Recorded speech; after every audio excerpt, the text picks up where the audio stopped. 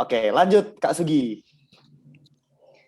Oke, nah jadi hari ini tuh Pak Andri juga ada pembawaan materi nih ya Pak. Pak Andri boleh coba mungkin mulai share screen-nya dicek, bisa nggak Pak? Oke. Saya nge-share ya. Iya. Oke, baik. Ya, Tunggu sebentar. Mungkin jadi sedikit intro nih Pak Andri itu salah satu dosen kita nih, dosen panitia di sini nih. Nah, terus yang keren tuh juga mungkin Pak Andri bakal jelasin juga nih tentang konten-konten dia yang dia pernah buat nih. Silakan Pak. ya kan Oke. tadi di awal aku udah bilang konten kreator juga. Asik. Biasa anak muda suka nih yang konten kreator. Oke, bisa dilanjut Pak Andri. Iya, terima kasih untuk host kita yang ganteng-ganteng, Sugi dan Muki, dan saya ingin menyapa kepada semua teman-teman di SMA Wikrama. Apa kabar semuanya? Semoga semuanya sehat selalu. Tanpa basa-basi, di sesi saya ini mungkin ini sedikit kuliah umum kali ya. Jadi tapi kuliah umumnya akan berkaitan dengan pembahasan di sesi kita kali ini. Gimana sih caranya berbisnis di tengah pandemi ya? Oke, ini fokus pembahasan kita. Ada 3 poin yang ingin saya utarakan. Siapa saya? Siapa saya ini saya akan mengutarakan tak kenal maka tak sayang. Siapa sih saya itu sebagai seorang pebisnis ya. Lalu tips untuk berkreasi dan berinovasi sebagai seorang pengusaha di tengah pandemi dan skill apa yang dibutuhkan. Oke. Pertama, kita akan melihat kepada latar belakang masalahnya. Kita ngelihat kondisi Indonesia, dunia. Udah jelas pandemi corona berlangsung dari 2020 sampai sekarang masih menelan banyak korban. Ngeri, sangat mengerikan sekali ya. Perekonomian Indonesia dan dunia menurun sebagai akibat dari pandemi itu. Bisnis banyak yang bangkrut, pegawai banyak kehilangan pekerjaan. Tadi udah dipaparkan juga sama Ibu Iin bahwa banyak sekali orang kehilangan pekerjaan, terus lapangan pekerjaan juga minim, ya kan. Nah, ini juga mempengaruhi dari perubahan perilaku pasar atau market behavior, ya. Secara otomatis daya beli masyarakat menurun dan semuanya penuh ketidakpastian. Nah, dengan melihat kondisi ini sebagai pebisnis, kita harus punya fondasi ilmu harus ada ilmunya dulu, ya kan. Mungkin teman-teman di Wikrama mungkin udah diajarkan oleh Bapak Ibu gurunya, tapi mungkin juga saya akan meng-highlight teori apa sih yang berguna. Nah, ini teori jadul nih sebenarnya, ini udah lama nih. Mungkin di SMA juga teman-teman di Prasmul juga udah pernah dapat teori ini. Ini sangat penting sekali. Kenapa? Ketika kita sudah mengetahui tentang piramida Abraham Maslow ini, pasti secara otomatis kita bisa melangkah untuk menganalisa, mengidentifikasi bisnis apa, produk apa yang kita bisa jual. Nah, kita lihat apa sih ini piramida Abraham Maslow. Jadi si Abraham Maslow ini meneliti bahwa manusia itu punya motivasi untuk mendapatkan kebutuhan. Ya, kebutuhannya apa aja? Fisiologis, rasa aman, sosial, penghargaan, aktualisasi diri. Kenapa bentuknya seperti piramida ini? Karena di bagian paling dasar fisiologis. Nah, fisiologis itu adalah kebutuhan ketika manusia ingin mencari makanan, minuman. Intinya sandang, pangan, papan, ya kan? Ketika orang sulit untuk mendapatkan makanan, minuman, tidur, pakaian, gimana juga mau cari kebutuhan untuk rasa aman, gimana juga untuk mencari kebutuhan untuk sosial. Ini dulu terpenuhi, ya. Lalu kalau ini sudah terpenuhi, cari rasa aman. Rasa aman tuh seperti apa sih? Misalnya bikin tabungan, bikin asuransi. Kalau yang punya rumah, renovasi rumah, ya kan? Apalagi sekarang di musim pandemi ini, produk apa aja sih yang ada sangkut pautnya sama rasa aman? Alat kesehatan. Makanya kenapa sekarang booming banyak produk masker. Setiap saya ke Instagram, ke TikTok itu banyak pengiklan masker tuh, ya kan? Sanitizer juga, ya kan? Fisiologis dapat, rasa aman dapat, lalu kebutuhan yang lain yang diinginkan manusia itu apa? Sosial, ya kan? Atau kasih sayang. Bentuknya seperti apa? Nah, kalau bukan pandemi, khususnya teman-teman nih, Prasmul sama Wikrama, suka nongkrong kan? ya kan, pengen gaul lah gitu kan, pengen nongkrong di kafe. Nah ini kebutuhan ini, pengen bersosialisasi, nongkrong di kafe, bergaul lah ya kan. Khususnya di Bogor kan banyak nih kafe-kafe di Bogor. Tapi sekarang musim pandemi lihat deh, ada nggak kafe yang tutup? Pasti ada. Di Jakarta juga, di sekitar wilayah saya ini di Jakarta Selatan juga ada. Ya. Nah bisa kita lihat ya kan, ini produk di bagian sosial ini menguntungkan nggak ketika kita ingin menciptakan produk nih di musim pandemi ini. Lalu kebutuhan apa lagi nih? Penghargaan. Penghargaan itu biasanya sifatnya kepada kepercayaan dirian. Seseorang kalau ingin percaya diri biasanya ngapain? Kalau perempuan biasanya kalau misalnya ingin mempercantik diri, mereka beli apa? Beli kosmetik, ya kan? Beli lipstick. Ya, yang cowok beli parfum Axe atau Zara nih. Ini kelihatan nggak sih di sini? Sorry. Ini Eh, nggak kelihatan ketutup ya? background. Ya ketutup. Ini sebenarnya botol parfum Zara. Ini saya beli di tahun 2020 Februari dan masih penuh. Artinya apa? Artinya apa? Kalau bukan pandemi, ini pasti botol parfum ini pasti udah kosong nih 3 bulan, 6 bulan. Ketika saya keluar rumah, saya ngajar di Prasmul, by the way saya pernah bau nggak sih di kelas? Nggak pernah kan? Alhamdulillah. Pernah nggak sih, Bi? Nggak pernah, Sir. Alhamdulillah tuh kan terbukti kan. Karena saya ingin menampilkan diri saya sebagai seorang yang punya percaya diri, self esteemnya bagus, makanya saya ingin memperganteng lah dengan si parfum ini. Tapi karena sekarang cicing di imah atau cuma stay at home doang, nggak kepake. Kebayang kan berapa banyak orang yang sudah tidak membeli lagi parfum, ya kan? Nah, dari penghargaan kebutuhan yang paling atas. Kebutuhan paling atas ini adalah di mana seseorang ingin memenuhi kebutuhan terhadap self-actualization, aktualisasi diri. Itu apa? Pengembangan diri seseorang. Pengembangan diri itu seperti apa? Mungkin ketika tidak pandemi, teman-teman mungkin yang hobinya main gitar akan cari les gitar, ya kan? Yang ingin misalnya seperti siapa tuh yang si YouTuber sekarang Fakinaki pengen belajar bahasa Rusia ya kan, seperti itu intinya.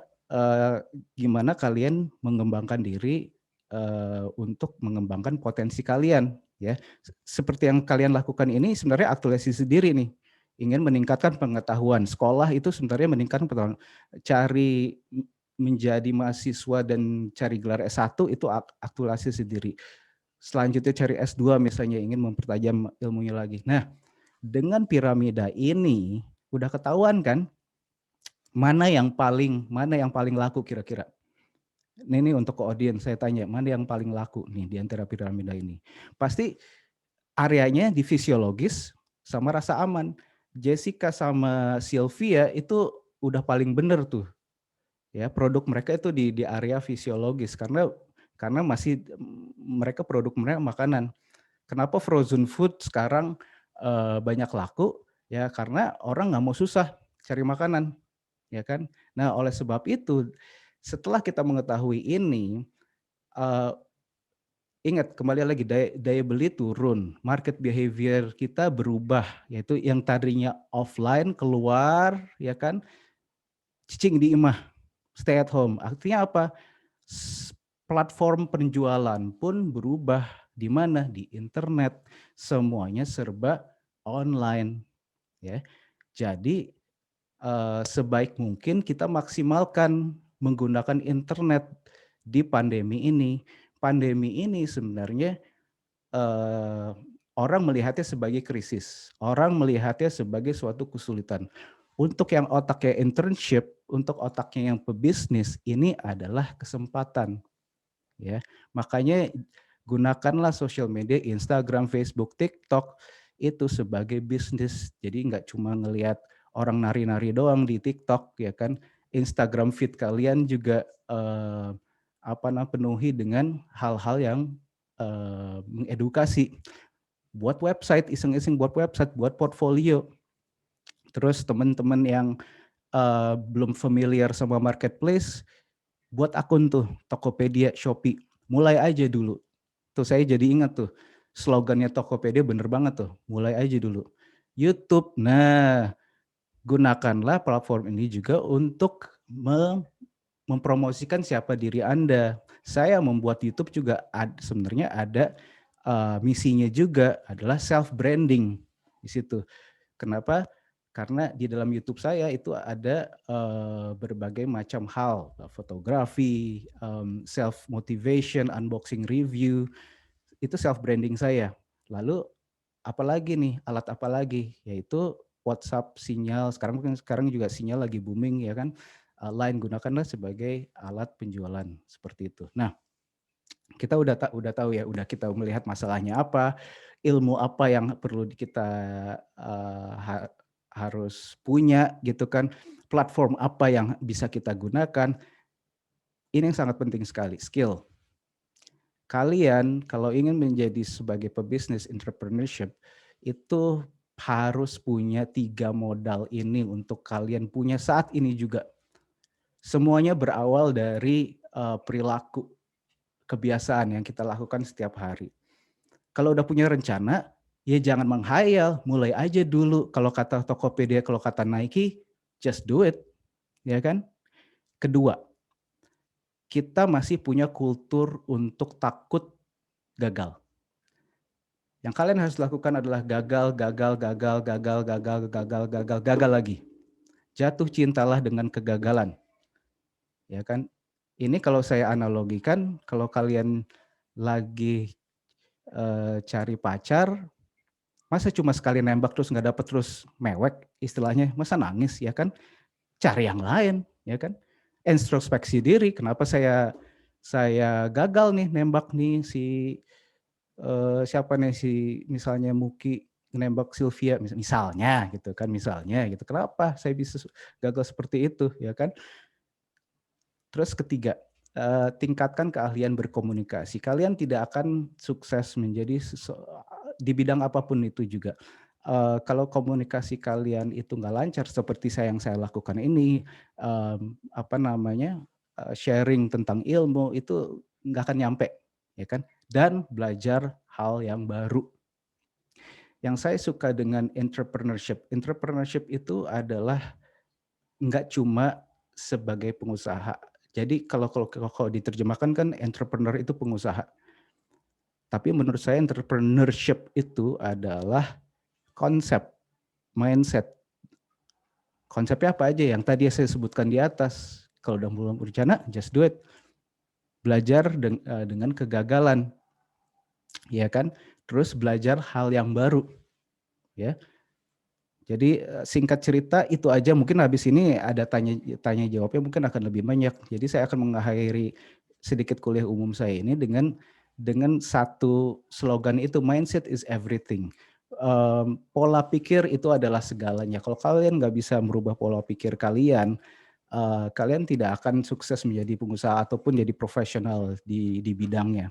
Saya ingat juga kata dari Bill Gates. Ini kalian camkan ya. Ini agak nyelekit sebenarnya pernyataannya Bill Gates. Kalau kamu dilahirkan sebagai orang miskin, itu bukan salah kamu. Tapi kalau kamu meninggal sebagai orang miskin, itu salah kamu. Itu aja dari saya ya. Jadi habis ini mungkin saya kembalikan lagi kepada Muki dan Sugi, silahkan. Oke, terima kasih Pak Andri. Sangat inspiratif ya Muk. Iya, sangat inspiratif. Apalagi tadi yang katanya gagal-gagal tuh ada sempat disuruh ngapain gitu aku tadi sama Pak Andri. Dengar nggak sih Kak Sugi? Dengarnya yang paling mencekam banget itu. Just Iya. do it guys, just do it. Just do it. Tapi ini juga penting loh, mindset is everything. Iyo, kata-kata terakhirnya kena banget.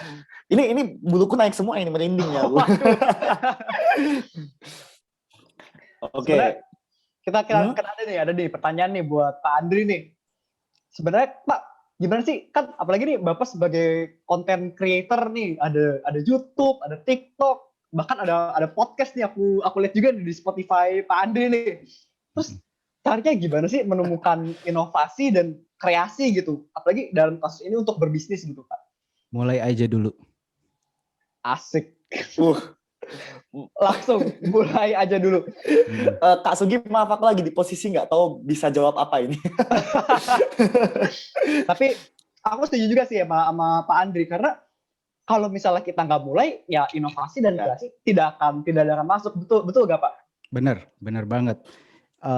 Kembali lagi kepada konsep pengusaha. Namanya juga pengusaha. Makanya kenapa saya garis bawahi usaha. Orang yang usaha itu ada apa? Itu gerakan ya kan. Semuanya diawali oleh apa? Oleh mulai, ya kan. Orang nggak akan menjadi pengusaha kalau mereka nggak mulai, gitu aja. Di highlight tuh guys, di dalam pengusaha ada kata usaha. Kalau tanpa ada usaha maka nggak bisa jadi pengusaha. Betul guys. Iya. Simple as that, gitu aja sih sebenarnya. Terus ada lagi nih, kan dari Kak Alif ada gak nih?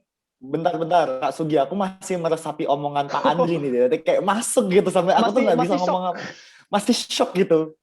Bahasanya tuh kayak apa ya? Ini tuh bahasa kita ya, bahasa dia tuh tinggi banget gitu. Mungkin kalau diterbangin bisa sampai planet gitu, planet lain. Oke, ya udah deh. Aku nanya nih Pak Andri. Ya, silakan. Apa sih yang menjadi penghambat seseorang untuk memulai bisnis? Kan tadi Pak Andri sendiri bilang mulai aja dulu lah. Tapi kan biasa tuh masih banyak tuh orang kurang berani lah. Apa sih yang jadi penghambatnya gitu? Saya ulangi lagi. Mindset. Kembali lagi ke mindset. Pola pikir. Jadi saya tekankan lagi kepada tadi kutipannya si Bill Gates. Itu sebenarnya kutipannya Bill Gates itu menyangkut kepada pola pikir. Kalau kamu nganggap diri kamu miskin, ya, seterusnya kalian akan berpikiran kamu sebagai seorang miskin. Tapi kalau kamu rubah mindsetnya, perilakunya, ingin berusaha, itu semuanya akan berubah kok. Seperti itu, ya kan? Hal kecil. Saya tanya teman-teman Wikrama sama teman Prasmul. Kalian catat nggak setiap hari jam 6 ngapain, jam 7 ngapain, jam 8 ngapain, sampai kalian tidur, ya kan? Kalau di antara satu hari waktu produktif kita itu 8 jam. Di 8 jam itu kalian hitung, misalnya ya kan, 7 jam kamu mabar Mobile Legend. 1 jam buat makan, minum, habis itu tidur. Repeat the next day, kayak gitu juga. Repeat the next day, kayak gitu juga. Ya kan? Ada faedahnya enggak? Ya kan? Tapi kalau kamu udah atur, saya juga main kok, saya juga mabar kok, saya juga main PUBG, main COD Mobile, main juga Among Us belum, ya kan? Tapi saya pengen coba. Itu setiap harinya saya atur, ya kan? Apalagi sekarang screen time kita lebih banyak. Akibat dari screen time yang lebih banyak, untungnya webinar ini itu singkat. Ini singkat. Setelah ini juga kan kita bubar ya kan.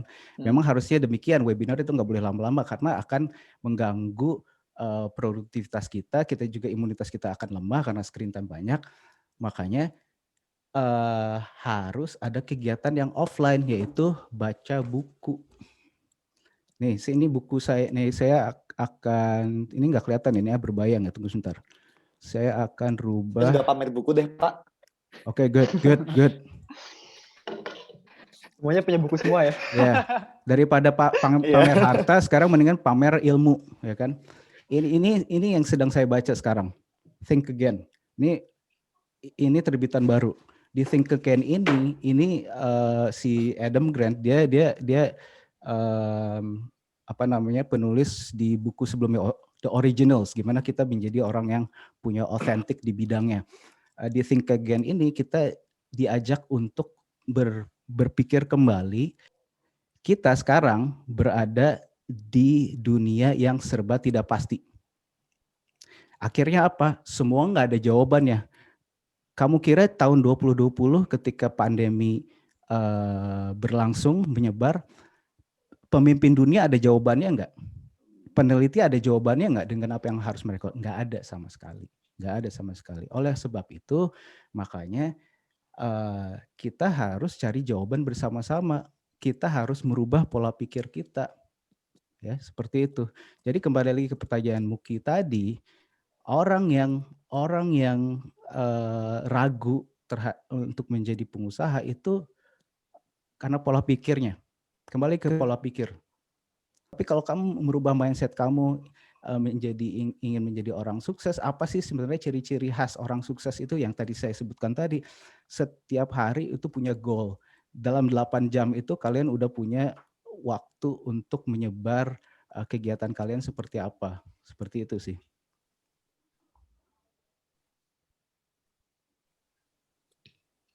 Oke, terima kasih sekali Pak Andri. Seperti tadi Pak Andri bilang, webinar nggak boleh lama-lama tadi. Berarti kita langsung masuk ke sesi berikutnya ya. Apa Masuk nih ke yang mau di Q&A. sesi berikutnya nih, Kak Kita Sugi? Q&A nih, ada pertanyaan nih mungkin Dilanjut.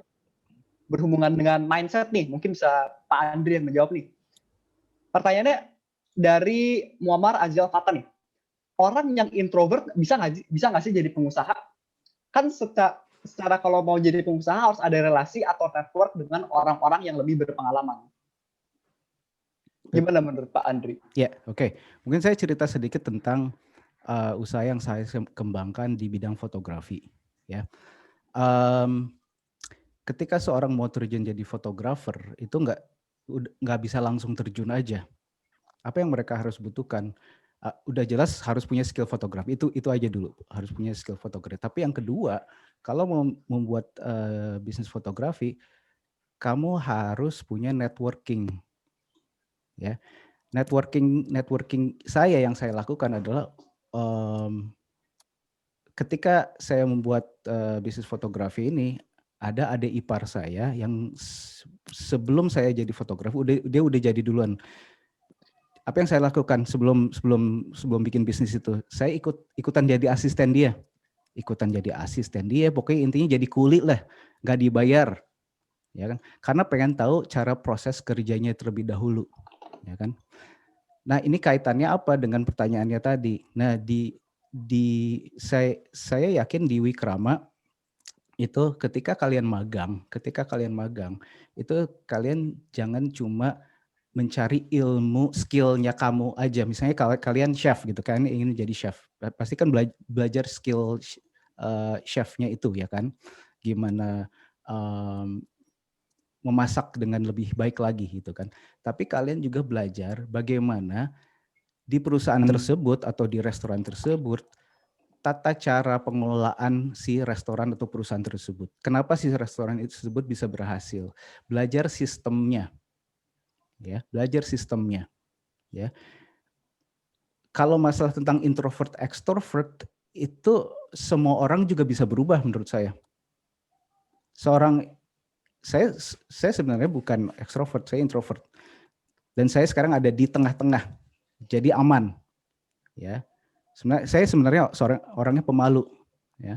Tapi kan masa mau menjadi pemalu terus, ya kan? Enggak dong, ya kan kita juga harus berubah. Kembali lagi ke mindset lagi, ya, kembali lagi kepada cara berpikir kita untuk melangkah ke depan.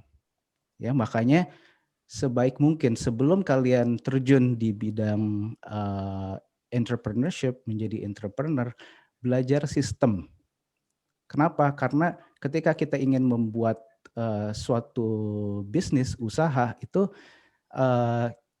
yang harus kita pikirkan adalah nggak cuma kita doang, orang lain. Gimana kita berusaha untuk mengelola orang lain. Sebuah perusahaan kan gitu kan. Dan bagaimana kita juga memberikan lapangan pekerjaan itu sih sebenarnya. Seperti itu. Semoga menjawab. Menjawab Pak. Wow, berarti Oke, terima hebat banget ini. Berarti kita nggak boleh cuman oke aku introvert terus udah gitu. Kita harus berani change for the better lah. Oke.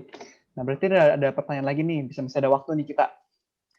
Terus ini pertanyaan dari Mira Kak Sugi. Juwania Wati nih. Untuk menumbuhkan mindset yang baik untuk berwirausaha bagaimana?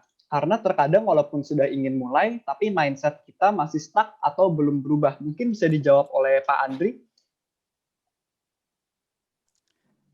Pertanyaannya simple tapi jawabannya ini ya kan yang berat. Yang kalian harus ketahui semuanya bahwa ketika kita ingin memulai sesuatu, itu jangan mulai dengan sesuatu yang kita tidak suka. Itu aja dulu. Tetap harus berawal dari passion. Apa yang kita suka.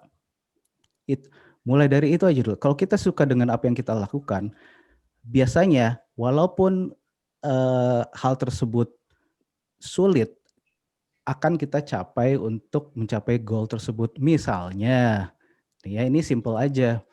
Buat teman-teman yang suka main PUBG, ya kan, bisa sampai 10 jam, itu kenapa? Itu passion ya kan? Itu sebenarnya passion ya kan? Walaupun kalian itu sebenarnya ngantuk, bisa sampai 10 jam itu gimana? Karena ada motivasi, ya kan? Makanya mulai segala sesuatu dengan apa yang kalian suka terlebih dahulu. Di dalam nih, saya mau promosi buku lagi nih. Wait. Kalian harusnya sih ada yang versi bahasa Indonesia. Kalian pernah baca buku Grit nggak? Nggak, sebentar. Wait. Baca deh. Kalau misalnya harusnya sih udah ada. Ini bukunya udah lama. Dalam versi bahasa Indonesia udah ada buku Grit. Di dalam buku ini dikatakan bahwa kita ini makanya di sini disebut the power of passion and perseverance. Artinya apa? Passion nggak cukup. Ketika passion tidak cukup, yang harus kita lakukan adalah untuk menjadi orang gigih. Orang yang gigih itu passionnya ada, tapi kerja kerasnya juga ada. Kayak gini deh misalnya, ini nih contoh dalam kehidupan sehari-hari misalnya. Mungkin teman-teman udah ada yang pacaran nih ya. Misalnya si cowok nih ngejar, ya kan, cewek idamannya. Selama 1 tahun dikejar, dapat nih di tahun kedua, ya kan? Seneng nggak? Seneng kan? Itu passion kamu kan untuk mendapatkan si pacar idaman tersebut. Lalu kalian kan ingin mempertahankan hubungan kalian, ya kan? Di dalam hubungan kalian itu pasti ada konflik nggak? Ada ya Pasti kan? ada. Pasti ada. Ya Ada, kan? Pak. Ya. Tapi kalau kalian punya tujuan yang lebih besar lagi, misalnya setelah SMA, kuliah, terus pengen merit, kalian udah punya rencana tersebut misalnya untuk itu. Kalian kan along the way, seiring waktu ingin mempertahankan hubungan tersebut, ya kan? Di dalam hubungan tersebut pasti ada rasa bosannya juga, ya kan? Ada rasa dia cocok dengan kita enggak sih gitu kan, ada rasa yang bertanya-tanya, is he the one, is she the one, ya kan? Nah, apa hubungannya sama yang tadi itu? Intinya adalah kita nggak boleh pantang menyerah dengan passion kita, walaupun sulit jalan yang kita hadapi. Kalau goal kita itu belum tercapai, capailah. Karena kembali lagi, ini ada quotes lagi. Finish what you start. Finish what you start. Ya, kalau kalian nggak finish what you start, kalian you're not going to go anywhere. Kalian nggak akan mencapai target kamu itu gitu. Makanya diawali oleh passion. Jangan lakukan sesuatu dengan apa yang kamu nggak suka. Itu nggak akan tercapai. Gitu aja sih. Wow, berarti Oke. kejawab banget ya. Ya, oke.